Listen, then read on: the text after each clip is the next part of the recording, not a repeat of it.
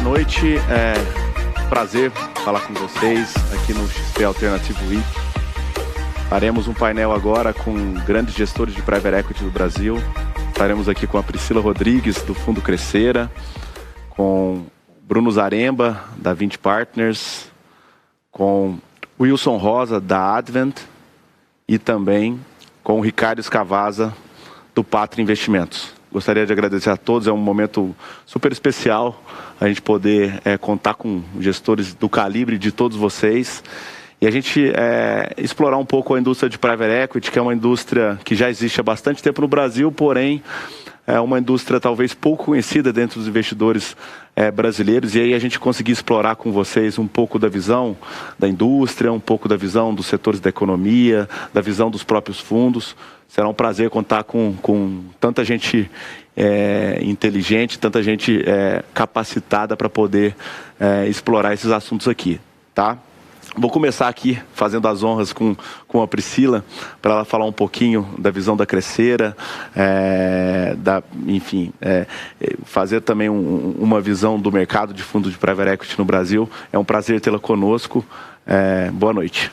Boa noite, prazer é meu, obrigada pelo convite, pela oportunidade. É sempre ótimo falar do setor de Private Equity, é uma indústria, como você comentou, Mesquita, que já existe no Brasil há mais tempo, mas para muitos ela é uma indústria relativamente nova. A gente ajuda no setor várias companhias de porte médio a maior a crescer.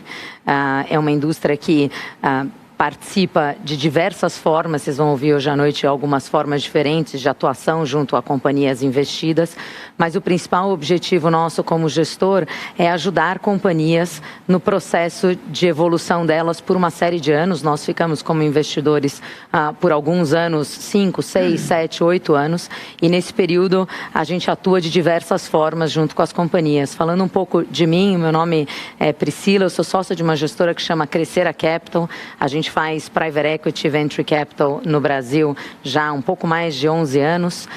Estamos investindo no nosso 5º fundo de Private Equity. Fizemos uma série de investimentos em companhias no setor de educação, de saúde, de varejo, de consumo, de alimentos, é um setor que a gente gosta bastante, de serviços e inovação e tecnologia.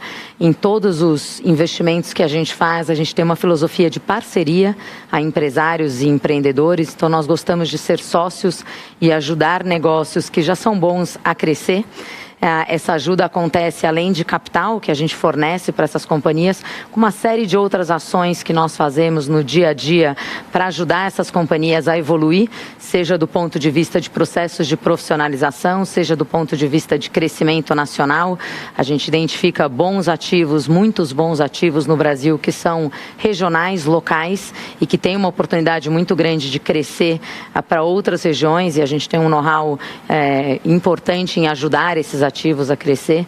Nossas filosofias de investimento são filosofias de capital para crescimento, via seja teses de crescimento orgânico, onde a gente ajuda um bom negócio a ir para outras praças, para outras regiões, para um outro grupo de clientes, assim como teses de consolidação. Vocês vão ouvir hoje à noite, tem alguns dos meus companheiros de painel também fazem muitas teses de consolidação, onde com escala e com uma organização de processos e de controles, a gente ajuda essas companhias. Mas a indústria de Private Equity como um todo, ela tem um começo, meio e fim, como acionista de empresas. Então, em algum momento, depois do atingimento de uma tese, a gente normalmente sai dos investimentos nos quais a gente investe. Então, para a gente entender o ecossistema, entender o estágio de cada uma das empresas e qual é a melhor forma de alternativa de saída, é muito importante. Os nossos investidores que alocam capital com a gente no longo prazo, no que a gente chama de indústria de alternativos, esperam o capital ser retornado após um período de tempo, e normalmente essa devolução de capital vem em processos de desinvestimento, que eu acho que a gente vai tocar um pouco mais até o final da noite na conversa. É um prazer estar aqui. Obrigada pela oportunidade mais uma vez, Mesquita. Obrigado você, Priscila. Bom, estamos com os nossos amigos online aqui. Vamos conversar com o Bruno. Bruno, brevemente um pouquinho da 20 e um pouquinho da indústria. Não, vamos lá, Pedro. Bom, primeiro, assim como a Priscila falou, obrigado pelo convite de vocês para estar participando aqui do do painel, né? Temos uma grande parceria com a XP em todos os nossos negócios lá na 20. Para quem não conhece a 20, nós somos uma empresa de gestão de alternativos.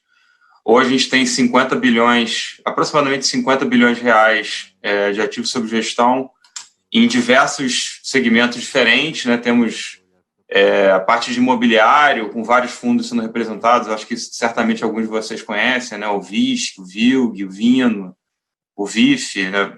Classes de imobiliárias diferentes. Temos o nosso negócio de crédito, temos o negócio de infraestrutura, hedge fund, equities, e tem o negócio que eu estou à frente hoje, que é o nosso negócio de private equity. Tá?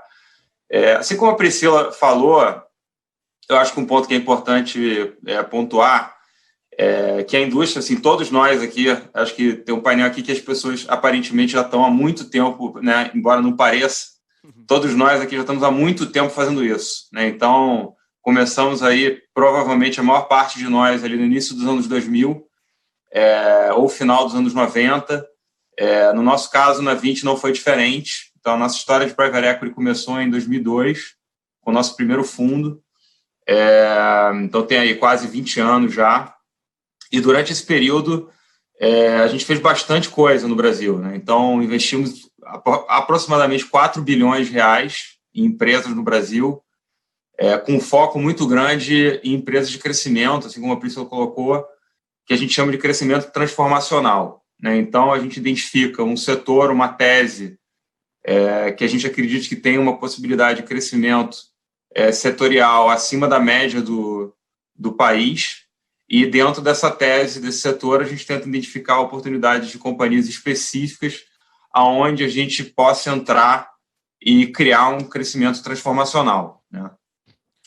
Isso vem com, eu acho que um ponto que é negativo, né, que é obviamente a questão da liquidez do nosso produto. Então, o nosso produto não é um produto que tem liquidez diária, ele é um produto que tem um duration longo, tem um compromisso de até 10 anos na maior parte dos fundos, mas, por outro lado, ele vem com um potencial de retornos muito acima dos retornos de mercado. Né? Então, se você compara com um investimento, por exemplo, na Bovespa, com investimentos que os nossos fundos conseguem alcançar, né? Os fundos que têm uma gestão boa, assim como todos nós aqui nesse painel, todos são gestores de longa data, com vários fundos. Né? Então, a gente já está no nosso terceiro fundo também.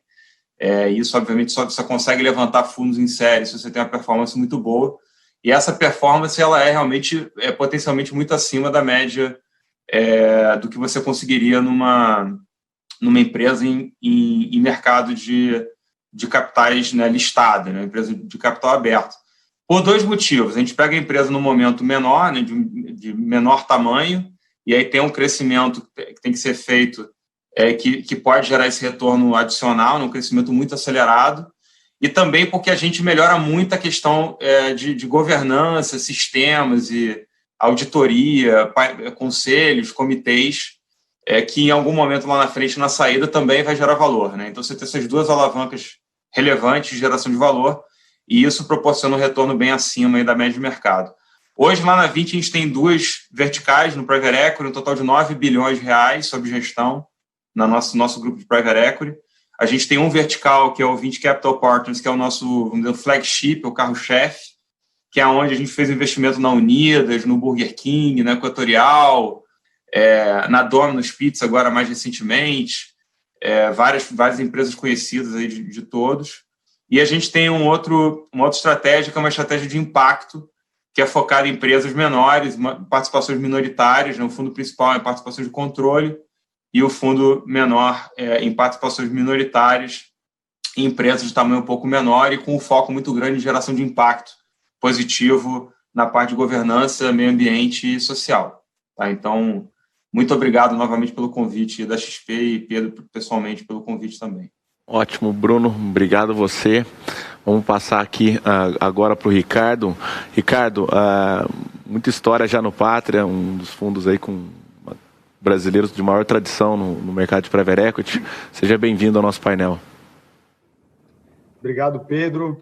Obrigado a todos. Uma pequena introdução do Pátria. O Pátria Ele foi fundado em 88 como um banco de investimento. Nós começamos a investir em Private Equity em 94.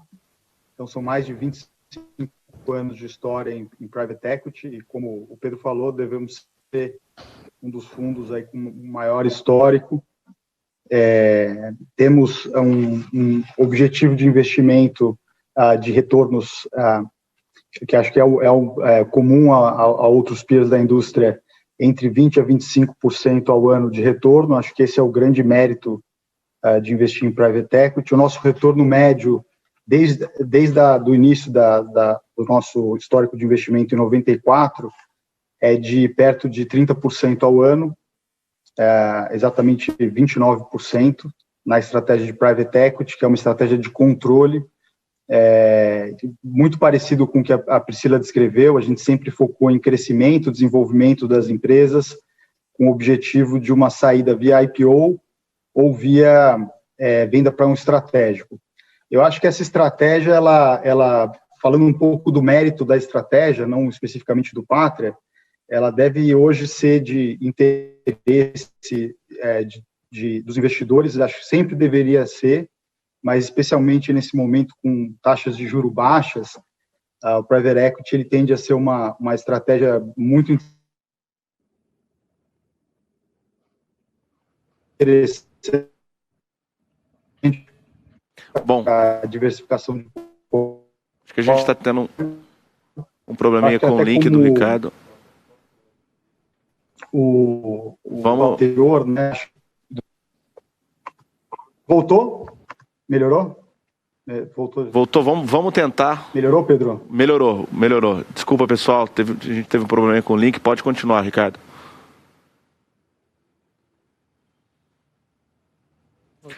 Bom, a gente teve um problema com o áudio do Ricardo, mas temos mais participantes.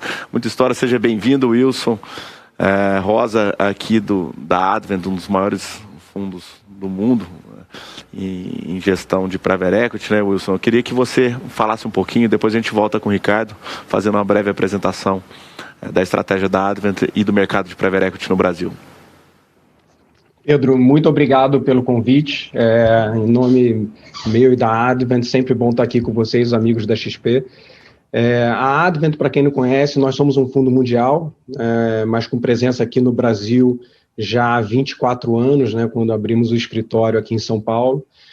Mundialmente, a gente gere 58 bilhões de dólares em Private Equity, e para a região, para o Brasil, a gente participa de um fundo focado na América Latina. Então, o nosso fundo, a nossa família de fundos investe não somente aqui no Brasil, mas também na Colômbia, no México, no Chile. Então, a gente tem uma estratégia multipaíses e é uma semana muito importante para a gente, né? Ontem a gente anunciou o nosso 7º fundo para a região, um fundo de 2 bilhões de dólares, 11 bilhões de reais. Então, um fundo 65% maior do que o nosso último levantado, o LAPEF 6, no meio da última crise aqui no Brasil. Então, uma semana muito importante para a gente. A gente já investiu aqui na região em 64 empresas, já vendemos 43, né? Nosso negócio, como a Priscila falou logo no início, a gente investe, trabalha para crescer essas empresas por 5, 6, 7 anos. Em algum momento a gente vende essas empresas. Então, a gente já participou desse ciclo completo em 43 empresas, né, tendo vendido toda a nossa participação. 9 dessas vendas no mercado de capitais, né, foram 9 IPOs na nossa história aqui na região. E hoje o nosso portfólio, a gente tem um portfólio bem grande. O fundo que a gente está terminando de investir agora investiu em empresas como o Grupo Big, as antigas operações do Walmart aqui no Brasil. Temos um investimento na Edux, a antiga Estácio, empresa de educação, e a gente tem hoje 80 mil pessoas trabalhando nas nossas empresas do México ao Chile, né? Um número de pessoas bastante grande contribuindo com o desenvolvimento das nossas empresas na região. E a nossa estratégia, como muito parecido com o que os colegas aqui comentaram, a gente tem uma estratégia de identificar boas empresas e trabalhar junto com elas para crescer. E eu acho que um dos grandes papéis do Private Equity numa empresa que a gente investe é deixar um legado de crescimento contínuo, né? E passa por estrutura, passa por uma cultura de investimento, mas passa muito também por pessoas, né? Como que a gente deixa uma equipe nas nossas empresas que tem o DNA de estar sempre olhando com uma agenda ousada de crescimento, não importa se a gente seja o dono dela ou não, mas uma equipe que esteja sempre olhando para frente, querendo continuar crescendo e continuar ganhando participação, inovando, seja por qualquer tipo de vertente de crescimento. Então, acho que esse é um dos grandes legados que a gente procura deixar nas nossas empresas. Isso se passa por pessoas, se passa por uma governança bem estruturada, processos bem definidos e uma cultura muito forte de investimento para crescer. Ótimo. Com os juros nos níveis que a gente está vivendo no Brasil, acho que é uma indústria que vai ganhar um grande foco e cada vez mais os investidores, pessoa física locais, eles vão olhar para essa indústria, né? Mas aí quando um investidor olha para vocês, gestores, e enfim, os retornos, eles são retornos, né, muito altos, principalmente quando a gente compara de novo com as taxas de juros atuais, mas por detrás desse investimento tem grandes histórias de investimento. Eu queria, Priscila, que você começasse essa nova rodada contando um pouquinho de algum investimento state of the art que a Crescera fez. Contar um pouquinho como foi essa história, como foi a decisão de se investir naquela empresa e como foi toda a estratégia até a saída e o retorno exponencial que vocês conseguiram dar para os investidores. Eu posso contar, sim, obrigada. Eu acho que o processo de investimentos começa com originação. Acho que antes até de escolher qual é a companhia e o processo de negociação de um investimento, passa por escrever uma tese que pode ser um subsegmento dentro de um setor, uma oportunidade importante que a gente identifica de crescimento dentro de um setor mais nichado, e aí na identificação de qual é a companhia dentro daquele subsetor que pode liderar um processo bastante grande de crescimento, de consolidação, e normalmente essas teses elas acabam sendo escritas principalmente pela gente na Crescera antes até de ter a empresa definida, ter o nome da companhia definido.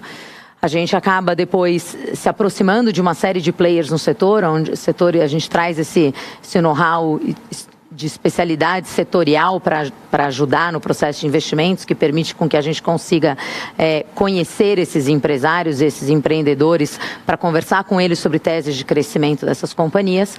E aí a gente entra no que a gente chama de uma negociação a 4 mãos para definir um plano de negócios de crescimento. Então, eu vou dar um exemplo para vocês de um investimento que nós fizemos nessa linha, na área de educação, no nosso primeiro fundo, que foi um investimento na Abril Educação, que depois virou uma companhia de capital aberto. A gente listou essa companhia depois do momento do nosso investimento. Ela levantou mais capital, continuou uma tese importante, onde a gente viu a oportunidade de consolidar conteúdo educacional via sistemas de ensino para chegar num grupo bastante amplo de alunos na educação básica, sem precisar investir muito em escolas físicas, né? Você investe em sistemas de ensino, leva esses sistemas de ensino para um número bastante amplo de alunos e acaba impactando de uma forma importante a qualidade acadêmica do atendimento do ensino desse aluno.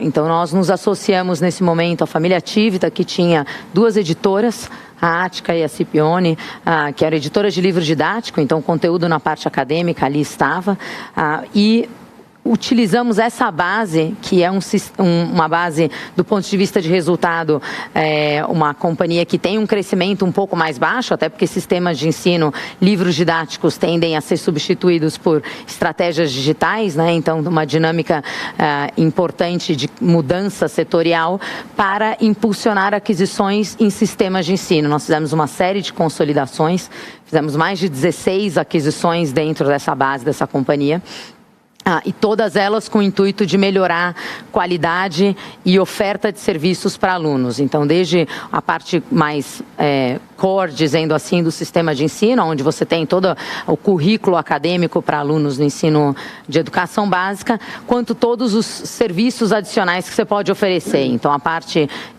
de idiomas, a parte de treinamento, a parte de liderança, como é que você impulsiona com outras características e outras ferramentas todo esse sistema de ensino para que você possa, então, oferecer para uma escola por um valor fixo mensal por cada aluno que essa escola acaba pagando para você.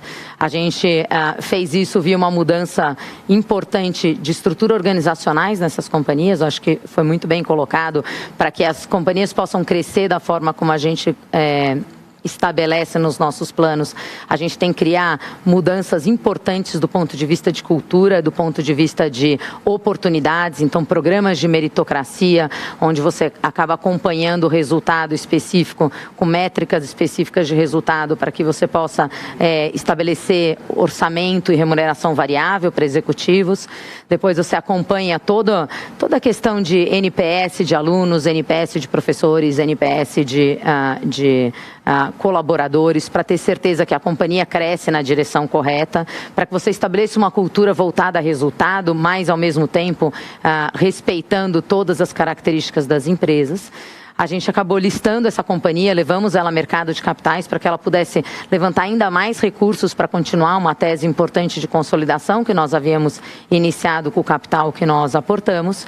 E aí, como um acionista relevante na companhia, fomos saindo do nosso investimento, desinvestindo do nosso investimento durante um tempo de uns 2 anos, para que então a gente pudesse deixar a companhia listada no mercado com um resultado bastante importante e um potencial de crescimento ainda relevante, que foi visto até uma vez que a companhia depois foi vendida para um outro fundo, depois foi comprada por um player estratégico, hoje ela voltou a ser um pedaço dela, de uma certa forma, listada até fora do Brasil, com um potencial ainda grande de crescimento. Então, são uma série de alavancas do ponto de vista, desde quando a gente escreve a tese de investimentos por trás, por que a gente acredita nesse potencial de crescimento do setor, até todas as ações que a gente acredita como Private Equity, que a gente precisa atuar no dia a dia, seja no âmbito de conselho, seja via indicação de executivos, seja nos comitês acessórios, para que as companhias possam triplicar de tamanho do ponto de vista de resultado, em alguns casos quadriplicar do ponto de vista de receita. Então, o crescimento é realmente importante para muitas dessas empresas que a gente investe. Legal. Claro que a gente fala de investimento de um grupo de empresas e a média dos amigos, a gente está falando de ordem de 25%, 30% de retorno ao ano. Sobre esse investimento, quando dá muito certo, dá quanto, Priscila? Esse é um investimento que deu líquido de todas as taxas, de todas as dinâmicas do fundo, acima de 25%. Então, realmente, é um investimento que permite com que a gente olha 2 métricas bastante na indústria, uma métrica de retorno anual, do ponto de vista de TIR, do que a gente chama de taxa de retorno, que é normalmente um percentual, e a gente olha também numa métrica de múltiplo de capital investido, quantas vezes a gente consegue multiplicar o capital enquanto somos investidores. Então, esse é um investimento que deu quase 2,7 vezes o capital investido. Muito bacana. Bruno, a gente tem também uma história com várias empresas, inclusive conhecidas do público, aí na 20, e eu gostaria que também você abordasse um pouco do que está por trás aí do fundo, quando a gente olha a rentabilidade, o que teve por trás de um investimento bacana que vocês fizeram, e contar para o nosso público aqui um pouco dessa história. Tá, vamos lá. Como você falou, Pedro? Acho que tem uma série de... Acaba que todos nós temos uma série de companhias que são conhecidas do público, Então, nós temos aí como legado... por exemplo, a gente fundou a Equatorial Energia, que hoje é uma das principais empresas no setor de energia do Brasil. Uma empresa que, quando a gente comprou a concessionária do Maranhão, com problemas financeiros sérios, reestruturou e ela se transformou a Equatorial Energia. Temos a Uniaselv, que é a empresa de educação à distância, que começou regional, hoje está no Brasil inteiro, de EAD. Temos a Unidas, que também teve, no momento que a gente se envolveu, uma dificuldade econômica financeira, a gente se envolveu e, recentemente, semana passada, houve esse anúncio, início da semana, no final da semana passada, houve esse anúncio da fusão com a Localiza, Então, uma empresa também que estava numa situação complicada. Então, e houve um empenho do nosso lado para fazer a reestruturação da empresa.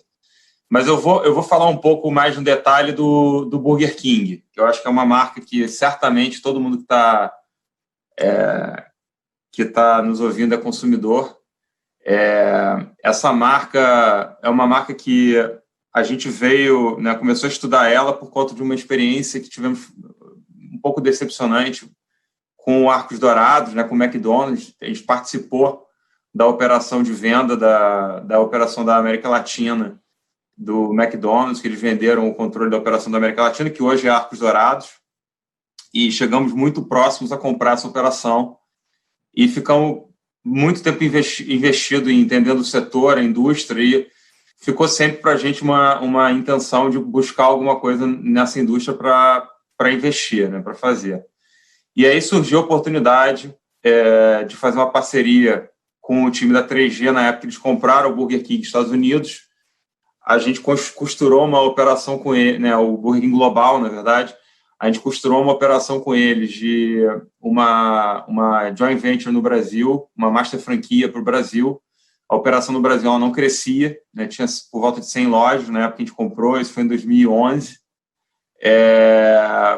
Fragmentado em uma série de franqueados com baixo nível de crescimento.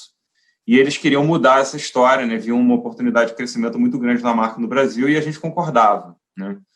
Então, ali a gente estruturou essa joint venture com a BKC, né? A Burger King Corporation, onde a gente largou com 75% e eles tinham 25% na largada. E, a partir dali, a gente veio crescendo a companhia, montamos a equipe, né, no início do investimento. É a equipe que, por sinal, está até hoje no investimento. Então, o Yuri, o CEO, o Ariel, o CMO, né, o Gustavo de expansão, enfim, o pessoal todo com a gente desde o início. E começamos a crescer a marca no Brasil, né? Então, começamos a abrir um ritmo de 30, 40, 50 lojas por ano.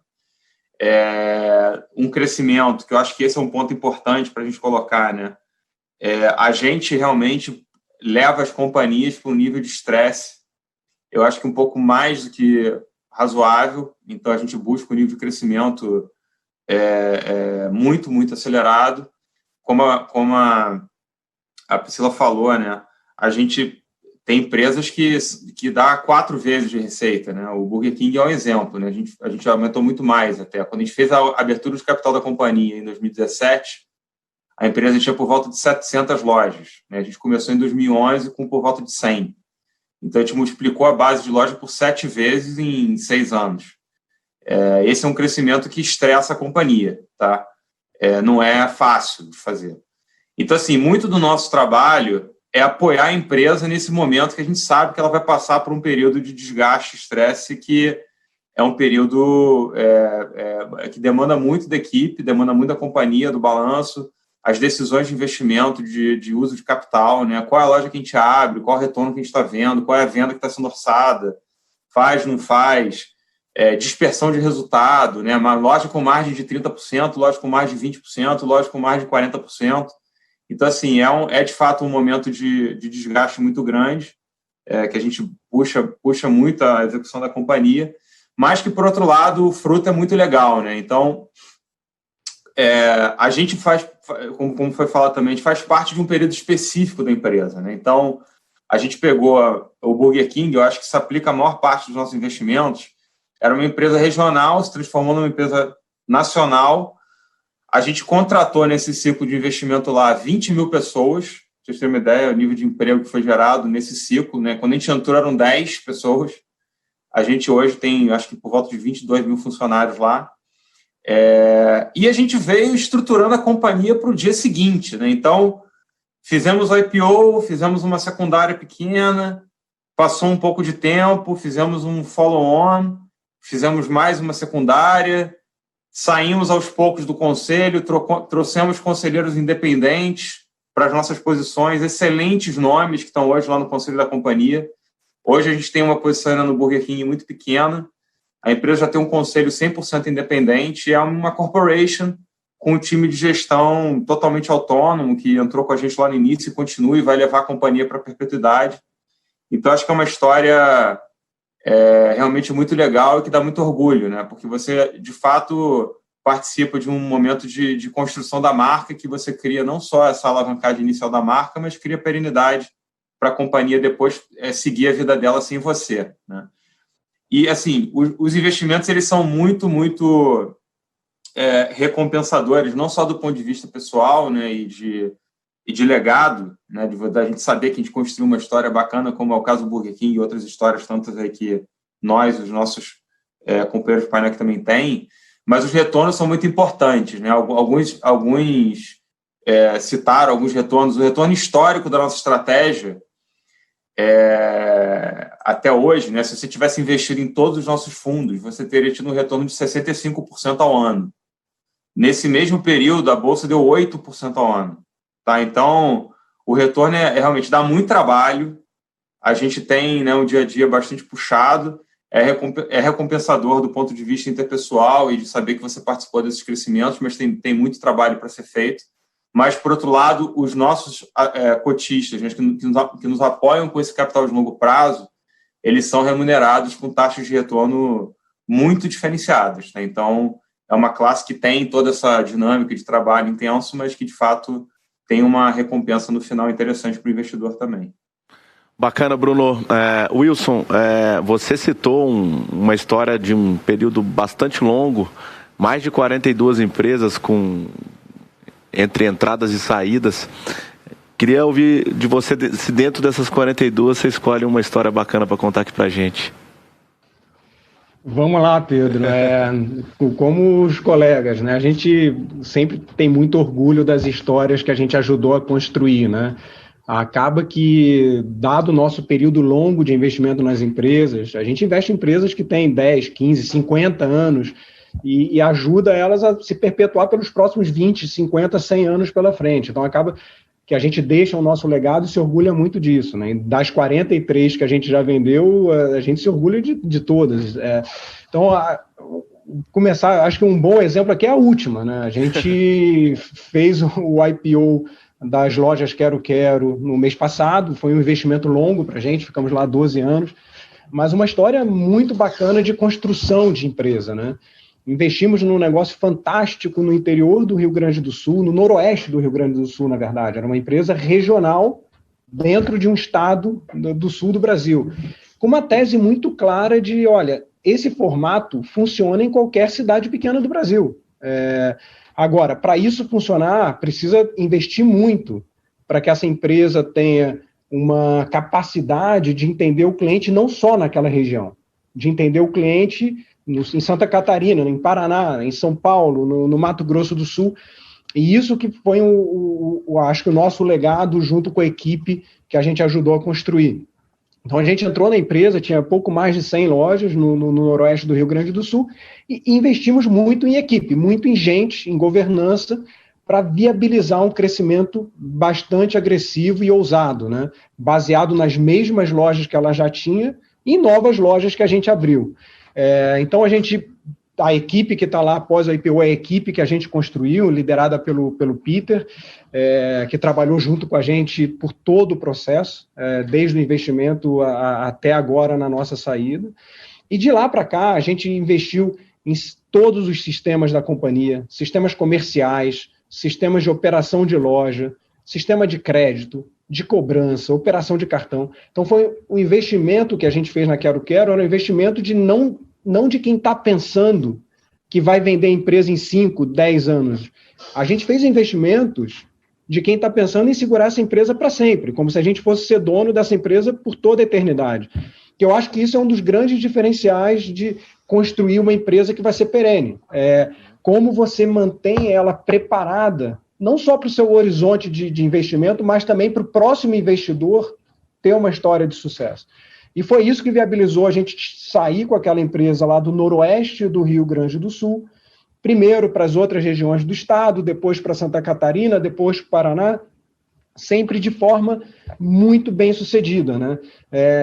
A gente começou a empresa com um pouco mais do que 1.000 pessoas. A gente vendeu a empresa com mais de 6.000 pessoas nessa história de expansão, com as mesmas lojas faturando quase que 3 vezes o que se faturava antes e um número de lojas quase que 4 vezes maior, né?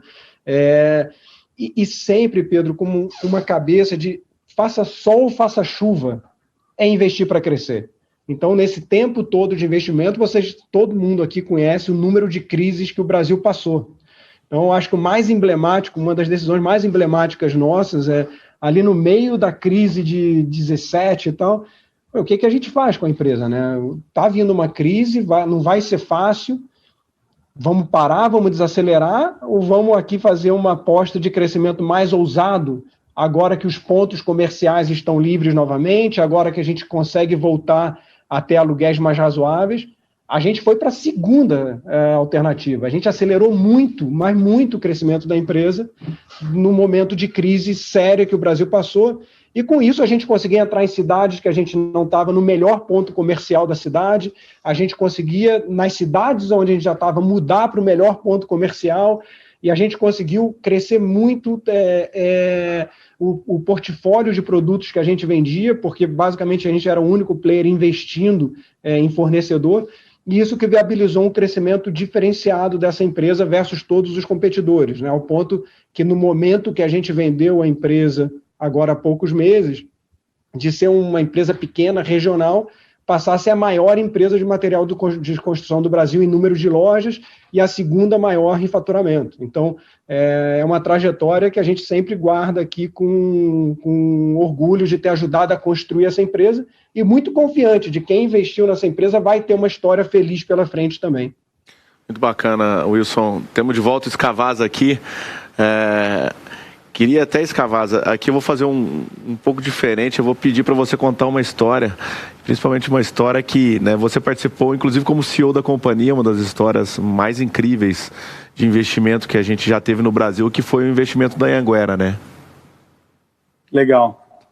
Obrigado, Pedro. Eu acho que a Anhanguera, ela soma um pouco esses elementos aí que os colegas contaram, né? É uma empresa na qual nós investimos em 2003, uma empresa fundada por professores, por fundadores familiares, com um projeto acadêmico voltado para a classe C, muito interessante, com um conceito com diferenciais, mas ainda uma empresa que não tinha uma estrutura profissional, acho que com muito potencial de crescimento, mas que precisava de um parceiro não só com capital, mas também com a capacidade de implementar uma gestão profissional que permitiria à empresa realizar o seu potencial completo, né? A gente, a partir de 2003, fez essa profissionalização, eu liderei isso de dentro da empresa, fui inicialmente o CFO, depois eu fui COO. A gente, um período de 4 anos, levamos a empresa para o IPO em 2007. Entre 2003 e 2007, fizemos o trabalho de estruturação da empresa para crescimento, abrimos campos novos orgânicos, fizemos algumas aquisições e, a partir do IPO em 2007, aceleramos ainda mais esse processo de crescimento. A nossa história de maior sucesso no portfólio. A gente teve um retorno por 10 anos do investimento de 100% ao ano, composto, que é um retorno bastante forte. Tivemos no final da história uma fusão muito bem sucedida com a Kroton, onde fomos sócios da Advent. A Advent vinha de um investimento muito bem sucedido na Kroton, onde eles fizeram um trabalho excelente. A gente se juntou por uma fusão no ano de 2014. Eu ainda tive por 2 anos no board da Kroton, junto com a Advent e com a família fundadora da Kroton e o pessoal da Unopar, e hoje a Kroton aí continua muito forte e bem sucedida. Acho que a gente tem um orgulho muito grande de ter participado dessa história.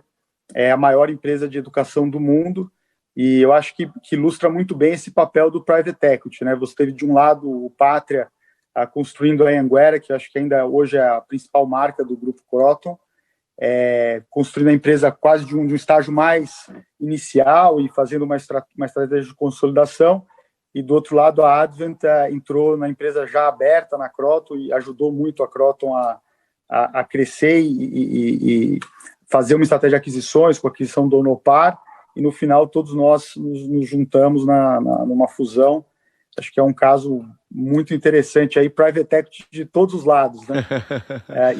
E aí vendeu a Croton, vendeu a Uniaselv para o Bruno, né? Então teve todos os private equities aí estão envolvidos e compraram a Abril Educação da Priscila. Então todo mundo do painel está envolvido na Croton, né? De alguma forma conectou a todos.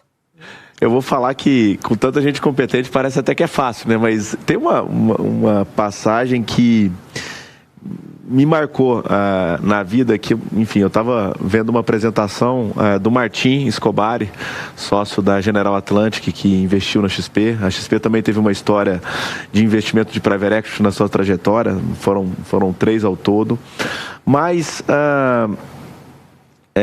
ele mostrou um slide que me chamou muita atenção. Ele mostrava que investir no Brasil era como o carro que está andando na neblina, onde você não consegue enxergar na frente. Muitas vezes o passado também você não consegue enxergar, o passado muda.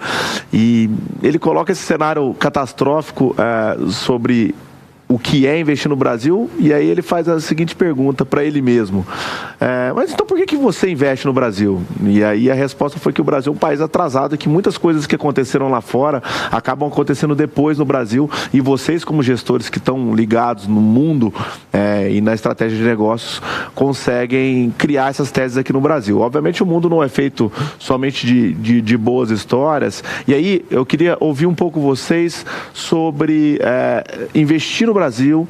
Acho que investir em private equity no Brasil devia ser um capítulo à parte do que é investir em private equity em outras economias do mundo, né? Acho que, enfim, é diferente, porém, é um país que nos dá também muita oportunidade por conta, né, enfim, de tudo isso que a gente falou aqui agora. Então, eu queria ouvir de vocês um pouco dos cuidados, do que vocês fazem hoje para não errar. Obviamente, todo mundo aqui já errou. Então, falar um pouquinho sobre esse lado. E aí, vou começar aqui com a Priscila novamente. Obrigada. Eu acho que private equity, como você comentou, é gestão de risco. No fundo, o nosso o bom trabalho no processo de originação de um investimento e de definição de uma tese passa a identificar corretamente os riscos a serem tomados.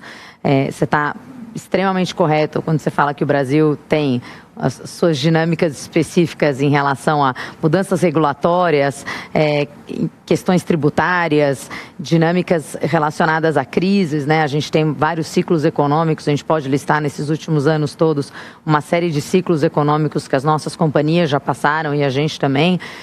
Eu acho que um pouco da nossa filosofia para endereçar essa dinâmica toda e essas características todas tem sido em buscar investimentos um pouco mais defensivos, em teses mais defensivas, teses onde a gente consegue desenvolver um potencial de crescimento para aquela companhia que a gente selecionou para investir, que independe tanto do cenário macro. É claro que se o cenário macro ajuda, os investimentos crescem ainda mais, mas a gente tende a fazer teses mais conservadoras nesse sentido.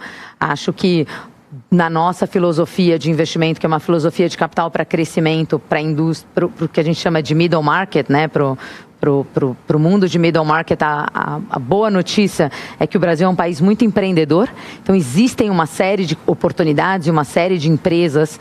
A gente brinca com o empresário brasileiro, ele é um bom empreendedor e ele é bastante resiliente, né? Assim, ele passa por uma série de desafios e acaba continuando remando para uma direção. Eu acho que você para um minuto com um desafio, você não pode perder o norte de onde você está indo, e o empresário brasileiro faz isso bem. Então a gente tem hoje no Brasil uma oportunidade muito grande de oportunidades para investir, né? Uma quantidade de oportunidades para investir, mas é um país que ainda tem tudo para fazer. Tanto do ponto de vista de companhias nacionais, você vai nos Estados Unidos, por exemplo, e a gente falou muito de varejo aqui, mas você vai para os Estados Unidos, você vê players de varejo que estão no país inteiro. Você vai para a costa oeste, eles estão lá, para a costa leste, eles estão lá, no sul dos Estados Unidos eles estão lá, no norte dos Estados Unidos eles estão lá, muitas lojas. No Brasil você tem operações extremamente regionais. Empresários e empreendedores montaram negócios por uma cidade, para 2 cidades, para 3 cidades e acabaram ganhando uma importância e um reconhecimento para aquele grupo de consumidor, mas nunca saiu dali. E eu acho que isso cria oportunidades muito interessantes para que essas empresas sejam, então, players nacionais muito mais relevantes. Acho que o desafio para a indústria de private equity é identificar essas companhias. A gente tem uma série de processos, do ponto de vista de diligência, que a gente desenvolveu principalmente na Crescera, de controles para mitigar riscos, para entender quais são os riscos que estão sendo tomados.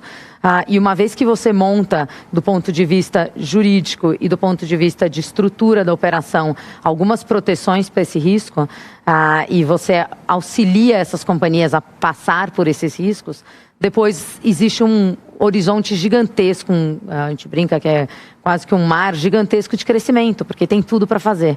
Então tem teses que dá para fazer de consolidação em setores que você faz, e muita gente pergunta para a gente, você faz uma, você faz duas, você faz três, passou 10 anos, ainda dá para investir no setor de educação do Brasil? Dá. Passaram 10 anos, fizeram uma série de consolidações para empresas nacionais do ponto de vista de saúde, e vários de nós aqui investimos no setor de saúde. Ainda tem coisa para fazer? Tem tudo para fazer. Então, acho que tem a vantagem de você olhar lá para fora e ver como economias mais desenvolvidas fizeram, te ajuda a dar um norte de onde estão as oportunidades. Se você conseguir trazer para o mercado local, com as regionalidades e com as implicâncias locais, com o know-how, você tem tudo para fazer aqui também. Então, acho que passa em mitigar risco corretamente. Na nossa tese, que é uma tese de parceria, escolher o sócio correto para ser seu sócio. Se você tem uma tese de crescimento de novas lojas, de abertura de novas lojas, e o seu sócio não quer abrir lojas, a tendência é que você lá para frente tenha dificuldade para implementar a tese. Então tem que ter um alinhamento estratégico importante de o que a gente vai fazer com as companhias. Uma vez que você passa por esses dois desafios, a realidade é que as companhias de private equity acabam sendo muito mais capitalizadas do que seus competidores no mercado. Então, em momentos de crise, elas podem liderar processos de consolidação de uma forma muito mais tranquila. A gente, com processo, com governança, a gente dá acesso a mercado de capitais, seja na parte de dívida, seja na parte de equities, que possibilitam que essas companhias cresçam. Então, a gente olha hoje as principais empresas no Brasil, as que ganharam importância nos últimos 10 anos, muitas delas tiveram histórias de private equity. No momento mais incipiente, venture capital, private equity, às vezes alguns fundos, né? O Ricardo aqui comentou bem, companhias que passaram já por várias histórias com diversos fundos, porque elas têm essa governança e têm esse processo e esse controle muito mais organizado, e acaba sendo um diferencial que é importante e dá resultado. Então, não é só o retorno financeiro, é o que essas companhias podem fazer depois no Brasil como um todo. Eu vou mudar um pouquinho a dinâmica, eu não vou fazer a mesma pergunta pro Ricardo e vou voltar com ele, que ele ficou um tempo fora, merece voltar na frente aqui. Ricardo, deixa eu te perguntar uma coisa.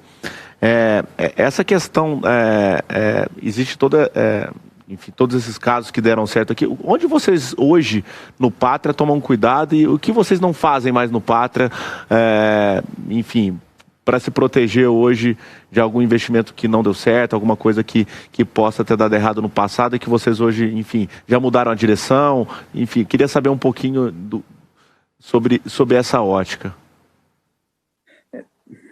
Eu acho que um ponto importante de aprendizado para nós é a questão de controle e capacidade de influenciar a gestão. Então, da mesma forma que a Priscila disse, a gente também tem sócio em quase todas as nossas empresas. No entanto, na estratégia de private equity, a gente tem como regra de negócio sempre ter controle e ter também, como a Priscila falou, uma agenda clara de plano de negócio, de gestão das empresas, mas no final sempre ter o controle para que a gente possa garantir que a agenda vai ser executada e que a gente está seguindo dentro do plano que foi desenhado. Isso, a gente no passado, no primeiro fundo e antes do primeiro fundo, a gente teve alguns investimentos minoritários, alguns foram bem, outros não foram tão bem. A gente acha que isso foi historicamente uma causa de desvio de alguns investimentos da rota. Então a gente adotou como regra a questão do controle e isso permite que o Patria possa utilizar os seus recursos de apoio à gestão para garantir a execução e retorno desses projetos. Uma variação desse modelo que a gente começou desde 2014 foi fazer private equity em empresas abertas. a gente entende que o private equity, ele é, o papel clássico dele é investir na empresa privada, que está num estágio ainda anterior de crescimento, aproveitar esse crescimento, aproveitar a valorização que você tem de implementar a governança, a profissionalização e, novamente, levar ela a um IPO ou uma venda.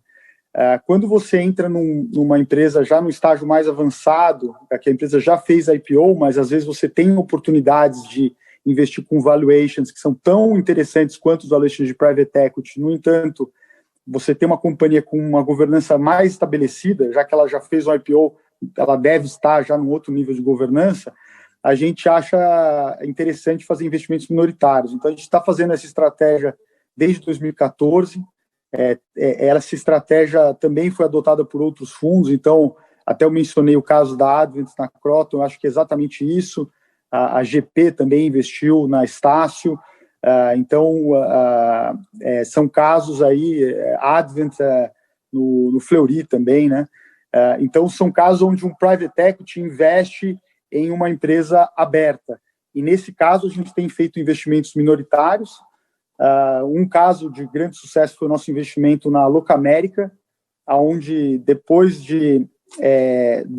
a gente comprou 25% da Locamérica, assumimos a posição de governança relevante, e depois fizemos a transação com a Unidas, né? Aí interagi bastante com o Bruno e com outros ali que eram acionistas da Unidas, e foi um caso que, para nós, a gente ganhou 11 vezes o dinheiro no nosso investimento em Locamérica desde o início. Então, é o maior caso nosso de sucesso de private equity em public equities com esses investimentos minoritários. Private equity, então, privado, a gente tem como regra que até para a gestão de risco, o controle para nós é fundamental. No mercado público, a gente tem atuado com essas participações minoritárias e tem sido uma estratégia que ela tem um retorno total de mais de 30% ao ano, desde 2014, e 25% acima do Ibovespa. Então, tem sido uma estratégia ao ano, muito, muito bem sucedida, e que hoje compõe dentro do nosso pacote aí de abordagens de private equity. Muito bacana, Ricardo, obrigado. Wilson, uma captação muito grande da Advent apostando no Brasil nesse momento. Eu sou um entusiasta do Brasil, do mesmo jeito que a gente tem os nossos problemas, e a gente sabe que a gente tem esses problemas e a gente luta para melhorá-los. Se eu fosse abrir uma empresa hoje, eu não sei se eu abriria uma empresa, se eu pudesse ter a opção de abrir uma empresa fora do Brasil ou no Brasil, por exemplo, no mercado americano, que é um mercado que você acaba tendo muito mais visibilidade, mas também você acaba tendo um mercado de muito mais concorrência, né? Então, queria que você falasse um pouco sobre essa captação e essa aposta no Brasil, que vocês estão com um fundo bem robusto para investimento aqui na região. Vamos lá, Pedro. A gente é super comprometido com investimento aqui no Brasil no longo prazo. E como aqui a Priscila falou no início, né, o Brasil, a gente sempre vai ter uma certeza que pode ter uma crise ali na frente, né? É quase que certo que no horizonte de 5, 7 anos que a gente vai estar investido num negócio, vai ter uma crise. E quando a gente olha o nosso comprometimento e da onde que vem a nossa confiança para levantar esse fundo que foi anunciado ontem para continuar investindo aqui no Brasil, um dos fatores que dá mais confiança para a gente são a capacidade de criar teses super específicas para as empresas nas quais a gente investe. Independente se a macroeconomia vai para o lado A, para o lado B, a gente está bem protegido por ter escolhido uma boa empresa, com uma boa tese e com uma equipe preparada para entregar a nossa tese de investimento, né? Então, quando você olha aqui a nossa trajetória nesses quase 25 anos daqui no país, a gente vem investindo consistentemente com o Brasil rico ou Brasil pobre, né? Pega lá o Brasil, quando estava todo mundo na euforia, ali em 2010, 2011, a gente estava investindo. Quando o Brasil entrou naquela fase mais difícil de 2014, 15, 16, a gente estava investindo também, né? O investimento do Fleury, que o Scavazza mencionou, foi um investimento que a gente fechou no meio do impeachment da Dilma. A Dilma estava lá no processo de impeachment e a gente foi adiante, fizemos a parceria lá com os fundadores do Fleury, com o Bradesco, para entrar no bloco de controle do Fleury, na época uma empresa, ainda hoje uma empresa de capital aberto, que a gente tinha muita confiança na tese micro de como fazer o Fleury crescer e ser mais rentável. O nosso investimento aqui no Walmart do Brasil, a gente assinou a transação do Walmart na semana da greve dos caminhoneiros. Estamos falando da terceira maior varejista do Brasil, dependente completamente de frete, de carga, de logística. Greve dos caminhoneiros, eu estava em Bentonville com a equipe do Walmart para fechar os termos do deal. Então, a nossa visão de longo prazo, Pedro, é a confiança de ter lá teses muito específicas de como melhorar aquelas empresas, de como fazer elas crescerem de forma diferenciada, é que dá confiança para a gente de sentar na frente dos nossos investidores e falar, olha, tem ainda um horizonte de muitos anos de crescimento aqui no Brasil e na nossa região inteira, e a gente vai continuar entregando os níveis de retorno que a gente entregou nos últimos 25 anos. Né? É essa confiança que a gente traz, e a gente aqui também, eu estou no mesmo campo que você, eu sou um eterno otimista, eu acho que se pessoas que têm um grau de pessimismo não conseguem empreender e criar e ousar no desenvolvimento de nada. Né? Então a gente aqui é muito otimista, mas muito cauteloso e preparado para medir o risco da forma adequada, se proteger do risco da forma adequada, e aí sim trabalhar no crescimento das empresas e, consequentemente, entregar um retorno saudável para os nossos investidores. Né? Lembrando que todo mundo aqui do painel investe em dólar. Né? A gente tem que dar o retorno para os nossos investidores em dólar. Então, se o dólar desvaloriza, valoriza, para os nossos investidores não importa. O que importa é que a gente tem que crescer as nossas empresas em real, em peso colombiano, peso mexicano, não importa, de uma forma tão agressiva que a gente consiga compensar o que a nossa moeda andou de um lado ou de outro, né? Bacana. Bruno, até lembrei aqui, você comentou sobre o caso do Burger King, é um caso muito bacana, porque é um caso até que se confunde com a nossa história ali no IB da XP, foi, enfim, uma das transações que a gente... Primeiro que a gente praticamente abriu uma via de captação para o setor através de recebíveis do agronegócio para empresas que estão na cadeia e não necessariamente estão diretamente ligadas ao agronegócio. E foi o nosso terceiro IPO, no qual a gente teve muito orgulho de ser um dos coordenadores da oferta, tá? Mas, Bruno, comenta um pouquinho também, a Vinci acabou de captar um fundo, tá com bala na agulha, apostando novamente no Brasil, com um know-how, uma expertise muito grande. Queria que você comentasse um pouco também sobre essa ótica. Não, eu acho que tem uma história engraçada até, que eu tive a oportunidade de estar com um professor bem conhecido de finanças, um cara que fala muito sobre private equity, um cara americano, né?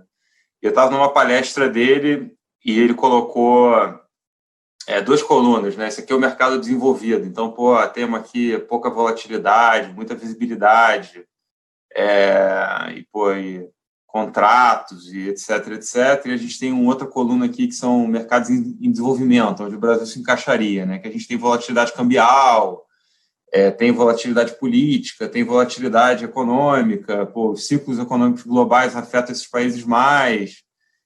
E aí o call dele era todo que, assim, invista em mercado desenvolvido, né? Esse era um pouco o que ele estava tentando chegar em termos de conclusão.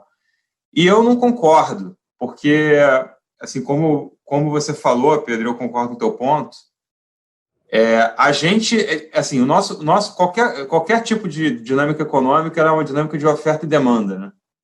Então, assim, o que leva a gente ser, o que é o principal consequência da gente ser, né, de ter essa particularidade? O nosso fluxo de private equity para o mercado brasileiro, ele é um fluxo muito limitado, né? Então, se você compara a penetração do mercado americano, por exemplo, com a penetração do mercado brasileiro, os Estados Unidos, a captação média, o último número que eu vi, a captação média anual era por volta de 1,7% do PIB. Tá? No Brasil, a captação média anual é por volta de 0,1% do PIB. Tá? Então, o que isso quer dizer? Nos Estados Unidos, você tem um gestor que é especializado em varejo na costa oeste. O cara só faz varejo na costa oeste. O cara só faz tecnologia no Sul, ou o cara só faz saúde no meio oeste americano. Então, assim, já chegou no nível de penetração que você está entrando num nível de especialização muito grande, tá? A outra consequência disso é que os preços lá subiram muito nos últimos anos. Teve um fluxo enorme para o mercado privado, por conta da queda de taxa de juros, e os preços subiram muito, né? Então, você tem situações, agora muitas situações, onde o preço da transação de private equity ela vai com prêmio em relação ao mercado aberto, né? Então, empresas negociam acima dos múltiplos que os pares de capital aberto negociam. E aí você começa a ter que colocar elementos de risco adicionais para gerar o retorno, né, mínimo que você tem que gerar. Você começa a botar mais dívida na estrutura da companhia, você começa a botar dívida na estrutura do fundo, e aí a sua margem de segurança ela diminui, obviamente, né? Aqui no Brasil, a gente está numa situação que é o oposto. A gente está numa situação que, como a gente falou no início, né, da nossa conversa, você tem gestores que têm um histórico muito longo de investimento, né? Então, todos nós aqui estamos fazendo isso na média há 20 anos. Então, todo mundo já acertou, já errou, já sabe o que é bom, já sabe o que é ruim, o que tem que fazer, o que não tem que fazer, né? Então, você tem um histórico longo de como fazer private equity no Brasil.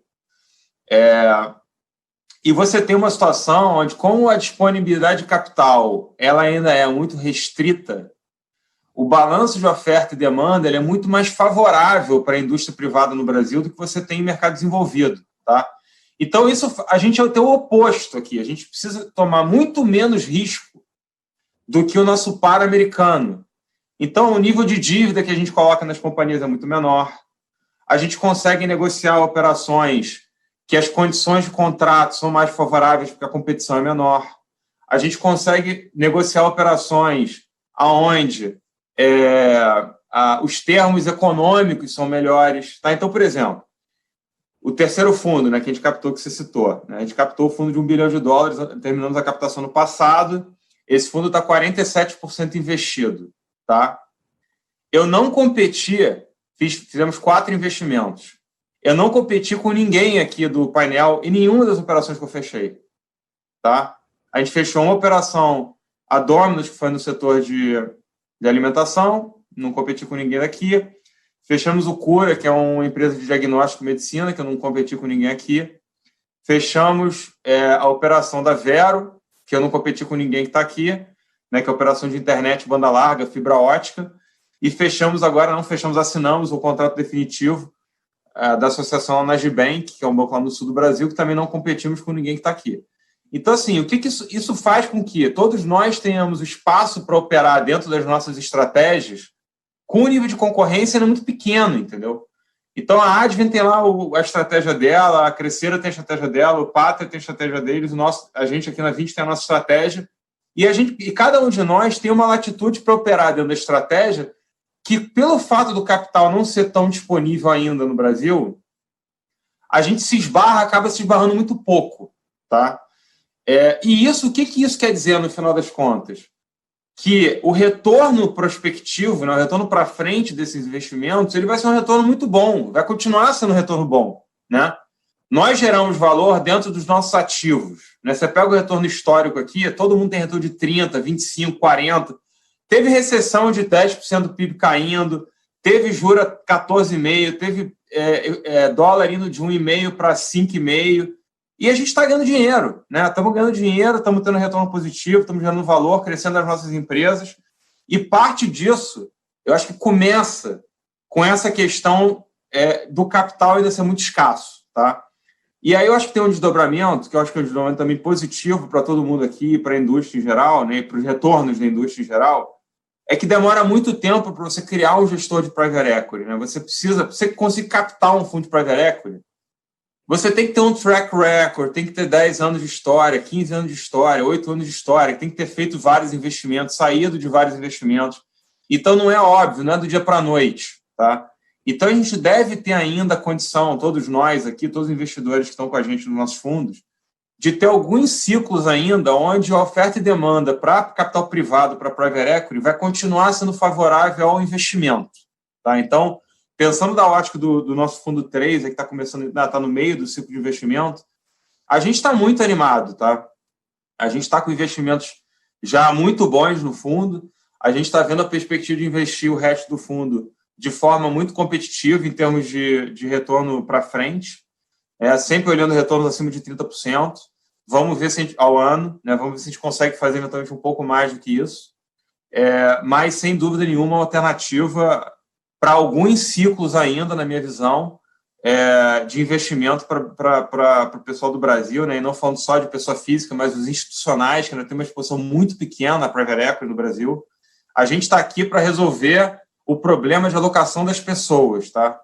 Então, assim, 20, Crescer, Advent, Pátria, todos nós temos track record de longo prazo gerando retorno no Brasil em private equity.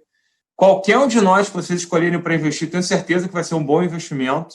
E a gente está aqui para resolver o problema de alocação de capital, que agora, com juros de 2%, eu acho que foi muito mais relevante, né?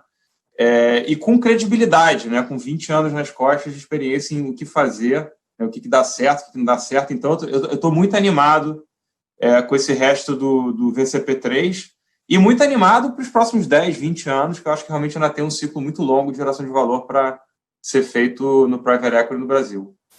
Obrigado, Bruno. Eu não poderia concordar mais com as suas palavras. Acredito realmente, ainda mais com o mercado de juros que a gente está vivendo hoje, que é uma alternativa de investimento muito bacana e a gente tem muito feliz aqui em poder compartilhar com os nossos investidores, com a nossa audiência, um pouco mais de detalhes sobre essa indústria, que é uma indústria que, novamente, é uma indústria que existe há bastante tempo no Brasil, mas ainda pouco acessada por todos. Acho que a abertura dessa indústria para os investidores brasileiros vai ser muito importante e as oportunidades, elas estão aqui. Queria agradecer a todo mundo pela participação no painel e chamar todos vocês para um agradecimento final, para uma palavra final. Priscila, obrigado pela participação. Obrigada a você, Bruno. Obrigado, XP. Acho o conceito do Alternative Week super bacana. Acho que é uma forma de mostrar o que a gente tem feito em mais detalhe para todo mundo. Divido muito a opinião do Bruno em relação ao otimismo. Acho que é uma indústria que vai continuar entregando resultado. A gente tem muito potencial para continuar fazendo. Existem uma série de oportunidades e é transformacional o trabalho que a gente faz nas companhias. Acho que para o Brasil como um todo, ter companhias que vão crescer no patamares que nós vamos impulsioná-las nos próximos anos é muito importante para o crescimento do país como um todo. Acho que a gente tem oportunidades ímpares também no segmento de early stage. A gente teve um painel mais cedo falando sobre isso. O Brasil tem ganhado uma importância muito grande no mundo de tecnologias, de startups, que são disruptivas e que vão ajudar outros setores a crescer. E acho que alocações de brasileiros dentro dessa indústria vão crescer bastante nos próximos anos e a indústria está pronta para isso. Então, obrigada mais uma vez pela oportunidade, parabéns, e permanecemos sempre à disposição dos investidores para trocar um pouco mais de ideia no futuro. Obrigado, Priscila. Vamos escolher aqui quem... Ricardo, vamos fazer a despedida. Obrigado pela participação. Muito bacana ter você aqui conosco. Pedro. Obrigado, Pedro. Obrigado, Priscila, Bruno, Wilson. Acho que foi bem interessante o painel. Acho que a gente conseguiu falar sobre todo o mérito do private equity, primeiro como classe de ativos. Eu acho interessante, o Bruno falou sobre o mercado americano. Eu acho que é interessante falar que no mercado americano já é consolidado para fundos de pensão ou investidores de alta renda, e mesmo agora chegando ao varejo, que o private equity ele é uma parte importante do seu portfólio. O investidor nos Estados Unidos já entendeu que o private equity ele tem essa característica de dar retornos acima da bolsa consistentemente por múltiplos anos. Vocês ouviram aqui vários exemplos dos retornos diferenciados de investimentos de private equity no Brasil. E acho que o investidor está começando a se acostumar a entender esse produto e investir cada vez mais. Eu acho que a maioria do capital, historicamente, de todos aqui no painel, ele é capital estrangeiro. É o nosso caso. Eu acho que se fizer uma média entre todos nós, seria verdade também. Mas existe um crescente interesse do investidor local e eu acho que o Private Equity tem que crescer e tem que cada vez ser uma parte mais importante do portfólio de todos. Isso seria, com certeza, ter um resultado bastante positivo. E como contribuição para o mercado em geral, é todo o papel que o Private Equity teve em criar grandes companhias, levar companhias à Bolsa de Valores.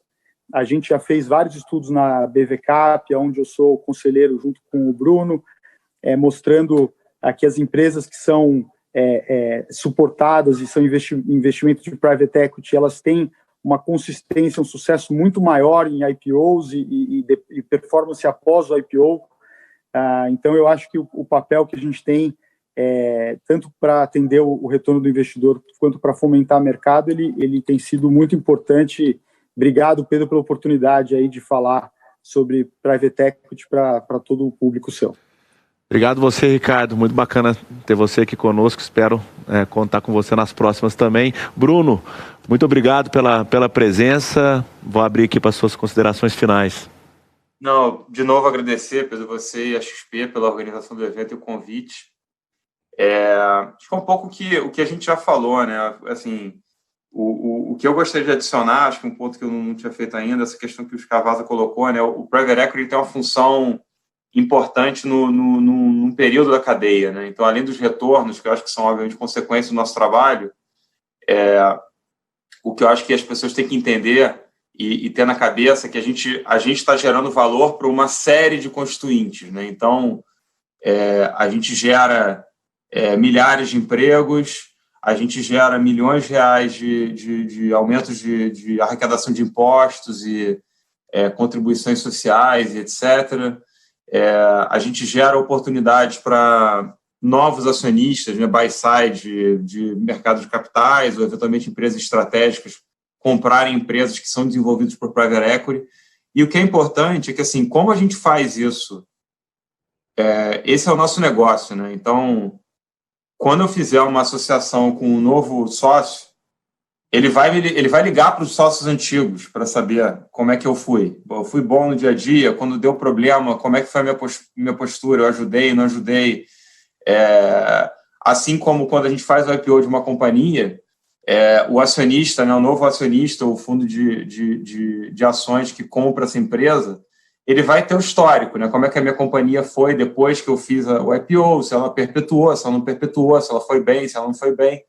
Então, assim, é importante para nós que todos os constituintes dessa cadeia de geração de valor eles estejam satisfeitos com o nosso trabalho, né? Isso eu acho que gera uma complexidade muito grande para a gente, mas, por outro lado, acho que gera uma tranquilidade muito grande para os constituintes, né? Então, o nosso sócio sabe que a gente vai continuar fazendo negócio.